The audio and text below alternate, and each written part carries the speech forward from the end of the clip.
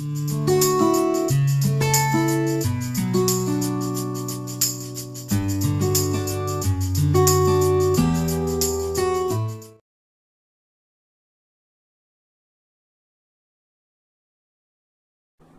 to SSC Learners. Subject is Communicative English. So far, we have listened many areas in Unit 1, punctuation, skimming, scanning, and content words and functional words, and the main source, lift of the message, parts of speech. Let's go for one more area. Subject, Communicative English, just to recap. Right. The area, Unit 1, sentence structure and word order. Sentence structure is very, very important because here, sentence is a group of words. When we make them into group, we have to maintain proper structure, proper order. If the order is missed, the meaning will be deviated. So we have to focus on that lot. Look at the screen. Sentence structure is important because it directly affects how clearly and effectively a message is communicated.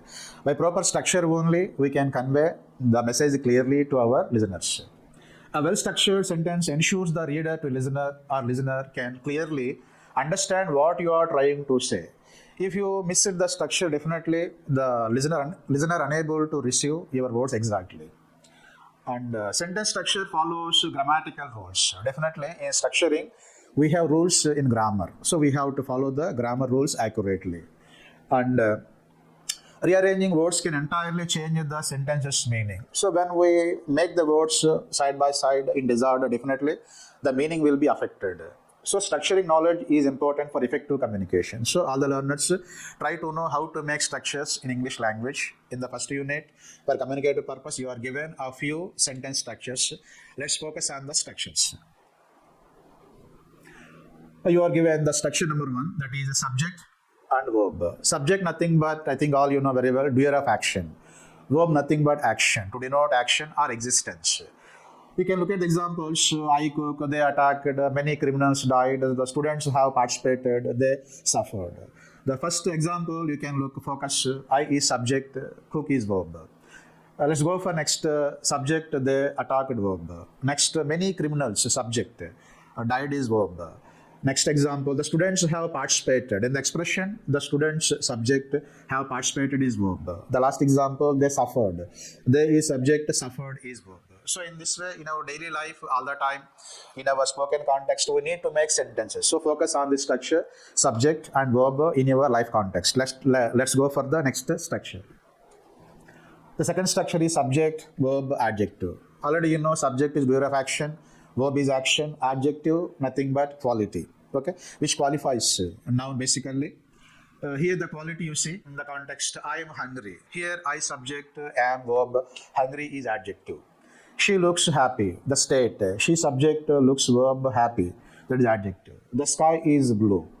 The sky is subject, is verb, blue adjective. They seem tired. They subject, seem verb, tired state, adjective. He became angry. He subject became verb, angry is state. The soup smells delicious. The soup subject smells verb, delicious adjective. Basically, adjective qualifies noun. It is used before noun. In the structure, basically, here you have the 3 only, keep in mind.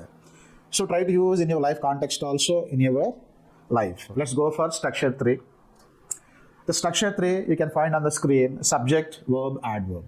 Already you are familiar, subject, doer of action, verb action, adverb nothing but, which gives more information about verb or adjective. In some cases of another adverb also. That is a function of adverb. Look at the screen, I cook quickly. In the expression, subject is I, cook is verb, quickly is adverb. It gives more information about the verb cook in the context. They arrived early. Here subject is they, arrived verb, early is adverb. It gives information about the verb arrived. She speaks softly. Subject is she speaks verb, softly adverb. The baby cried loudly. Here the baby subject, cried verb, loudly is adverb. How she is crying. It qualifies and gives more information about verb. Next, we waited patiently. Subject is we waited verb, patiently adverb. How they are waiting there. The dog barked angrily. The dog is subject, barked verb, angrily. How it is barking. I worked subject, sorry, I subject, worked is verb, hard is adjective. How I am working. So let's go for the expressions. In the context, the function of adverb nothing but gives more information about verb. So try to use in your life context also. It may be speaking or writing. Next, let's go for the next structure. Fourth one, that is subject, verb, object. Subject, already you know, doer of action. Verb refers action. Object, nothing but noun. Here, noun is used as subject. Noun is used as noun. In the example, noun is used as object. Keep in mind. Let's go for the examples. I am a cook. In the context, I is subject, am is verb, cook, nothing but basically that is common noun. It is used here as object. So keep in mind. Next, go for she reads books. Here subject is she, reads is verb, books nothing but object, nothing but that is noun. Keep in mind. Next, they play soccer. Here subject is they, verb is play, object is soccer, nothing but noun. Next example, the dog chased the cat. Here the dog is subject, chased is verb, the cat is object. He bought a car. In the example, subject is he, bought is verb, a car is object, nothing but a noun. Next and last example, we watched a movie. Here subject is we, watched is verb, a movie is a noun. So here noun is used as object. You may use the noun as subject also in the different situations. So dear learners, focus on the structure. Use it practically also. Let's go for the next structure. Look at the screen. Subject, verb and direct object. Already you know what is subject, what is verb. Now go for direct object. To have clarity here, what is direct object? Try to follow a simple technique. Try to ask the verb in the question. Ask the verb with the questioning word, that is what. Suppose you see the example, I cook food. Try to ask with the WH word what. The word cook, what to cook. The expected answer is to be said food. That is direct object. So try to use the technique all the time. Very simple. In every expression, focus on the verb place. Try to ask the verb with the WH word what. What answer you will get, that is direct object. Next, look at the example. Rakesh kicked the ball. What he kicked? The answer is the ball. The ball is direct object. Next, she wrote a letter. What she wrote? The answer is letter. That is direct object. They built a house. What they built? The answer is a house. That is direct object. I ate an apple. Ask the word ate. What to eat? The answer is apple. We watched the movie. What watched? The answer is to be the movie. So in the way, you will get the direct object in the expressions. So to conclude, somewhat critical here, try to focus on the verb place, take WH word what and ask the verb. The expected answer is to be said direct object. Let's go for the next structure. Right. Subject, verb, indirect object, direct object. Already you have known what is direct object. Let's go for indirect object. Now here, you focus on the verb and take the WH word who or whom. Evariki Telugu sense. If you question the verb with the WH word who or whom, the answer is to be said indirect object. In the example you say, I gave him my food.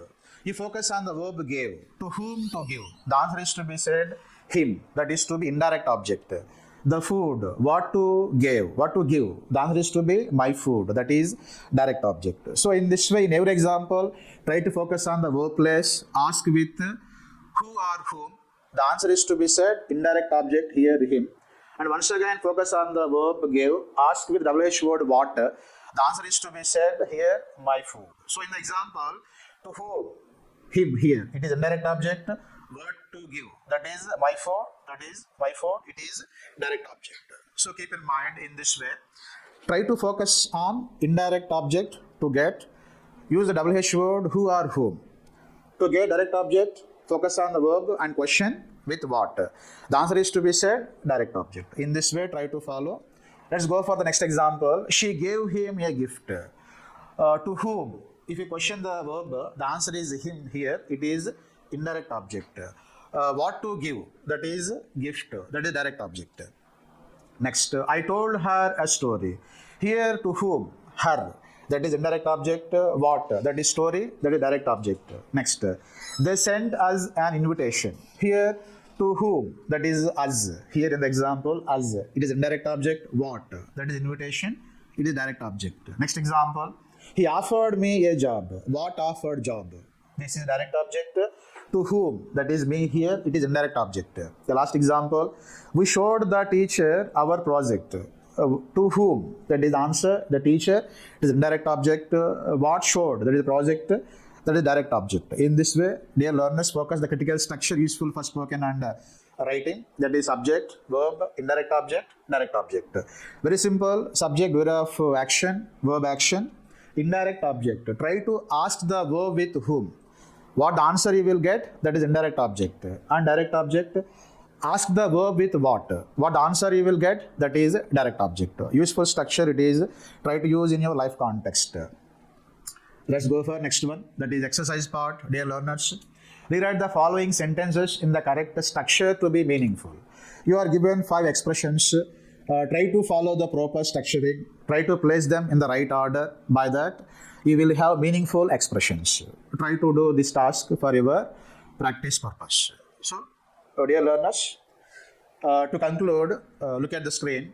To conclude, understanding sentence structure is essential for effective communication. If you fail to maintain proper structuring in making the sentence or expression, definitely the communication be deviated.